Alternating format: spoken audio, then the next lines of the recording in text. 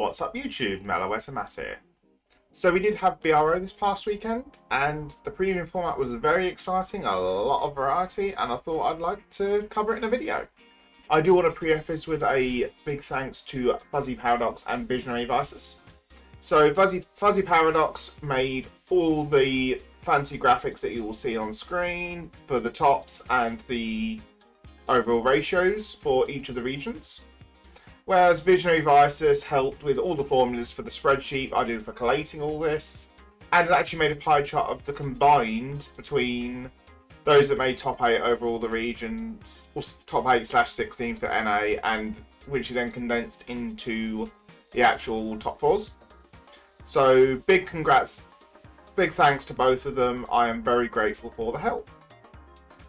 So let us start off. So we're going to start off with the first region that actually happened, which was the AO region. And the AO region was very nice in terms of top 8, for the fact that it was 8 different decks.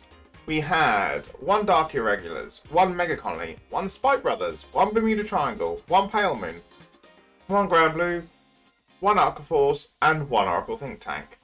I do want to say that the Mega Colony should have been Mystery Flare Dragon Turbo, but they've slept in, is the honest response. So obviously Peter then moved up to the top 8.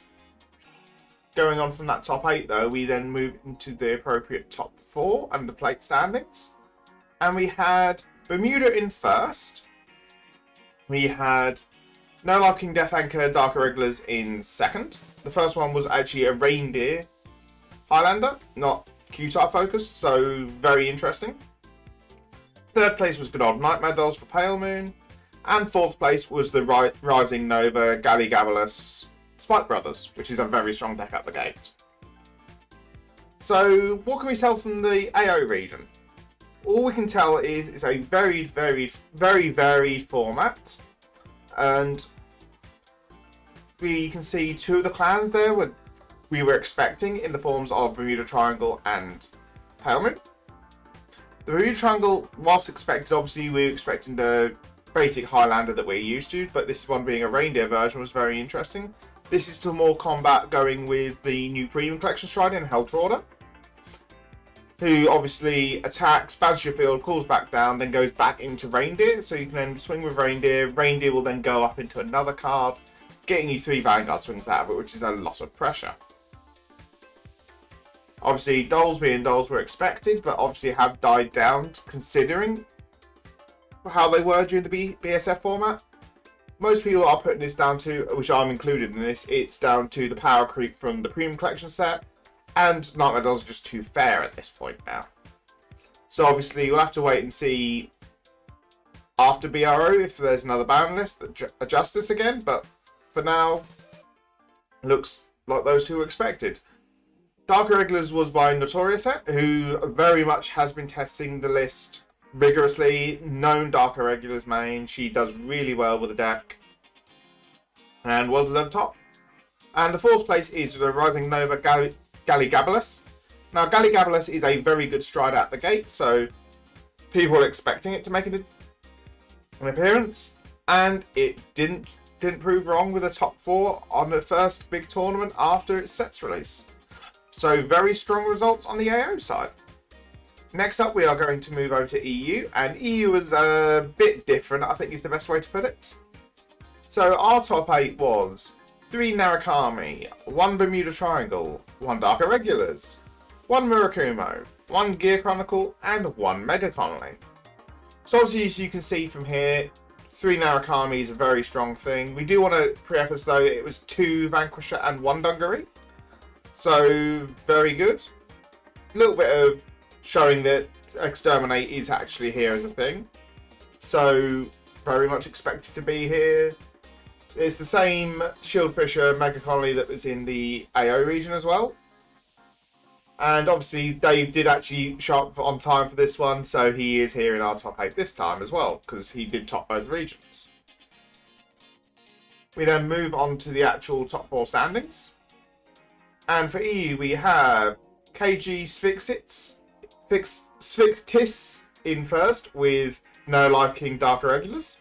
Second place we do have Nico with Shibuyuki Murakumos.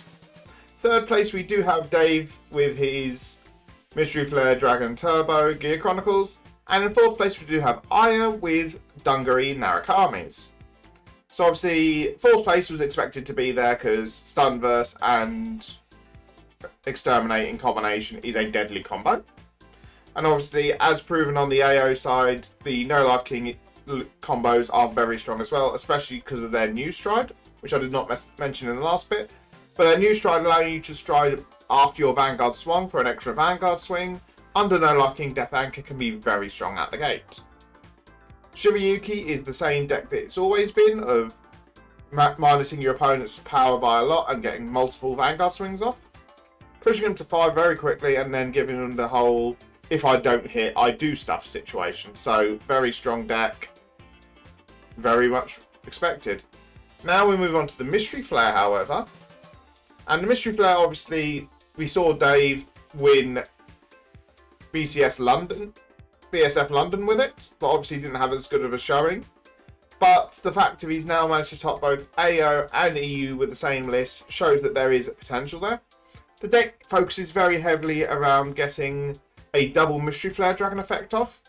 So you're then activating one effect, riding down, in having no grade 3 in Soul, so you're going back into the next Mystery Flare, which then activates again, gives you the extra turn skip, and then rides back down again. So you're then going down to grade 2 and getting 2 extra turns out of it. All in all, very solid top 4. We then finalise up with the AO region. Now, AO, as I said earlier, was a top 16. This was due to the sheer number of players that actually signed up for Premium on the NA side.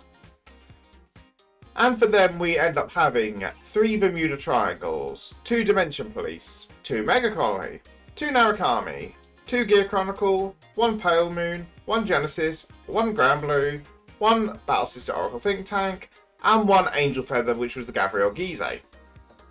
So as you can see, we've got a lot of variety here.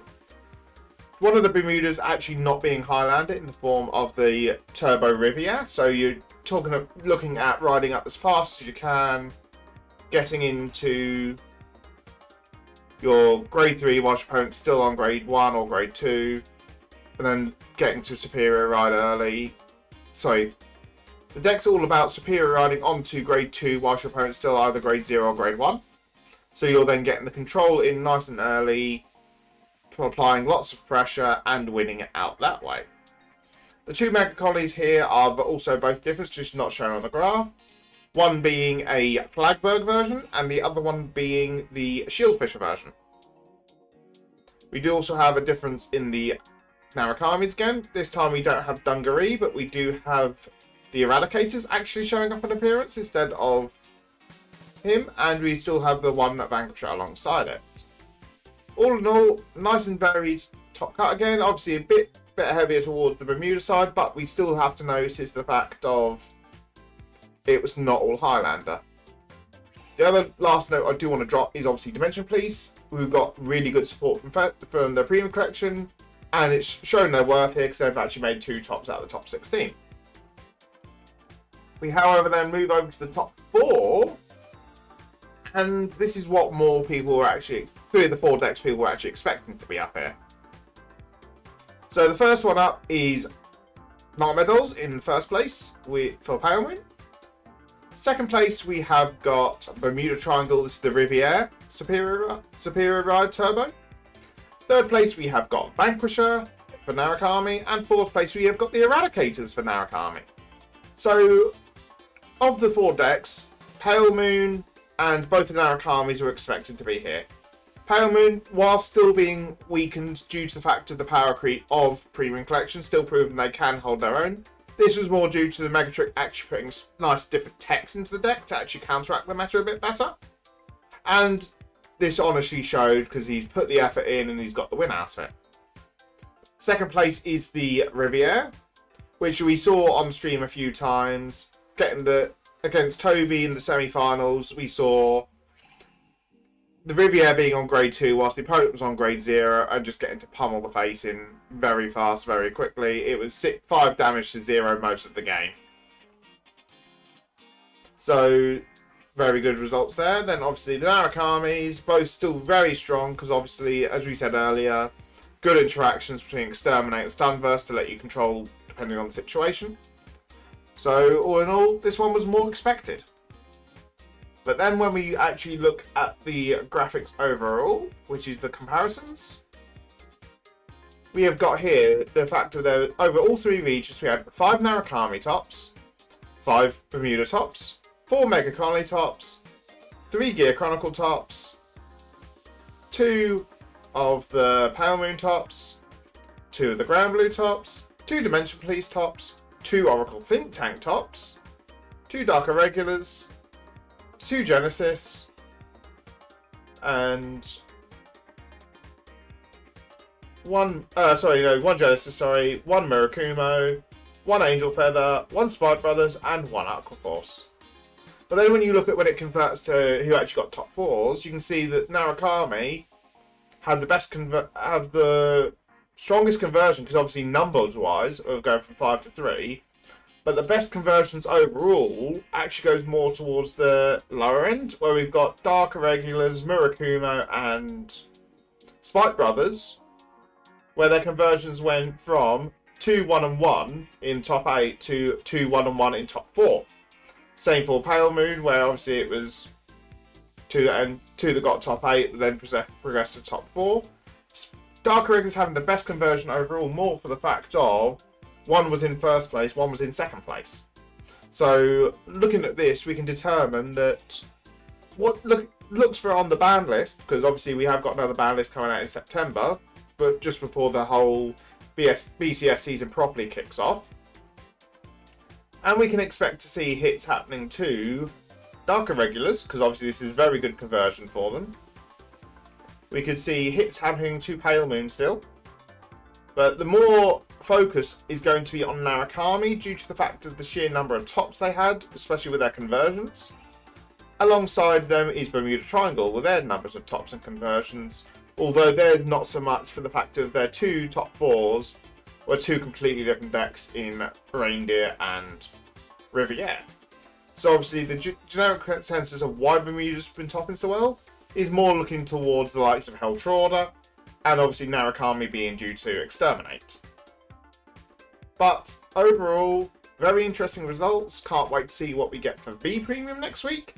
I know a lot of people are expecting it to be Garget City, but I'm very happy to be proven wrong that it's not going to be that. But we'll know more of that coming next week.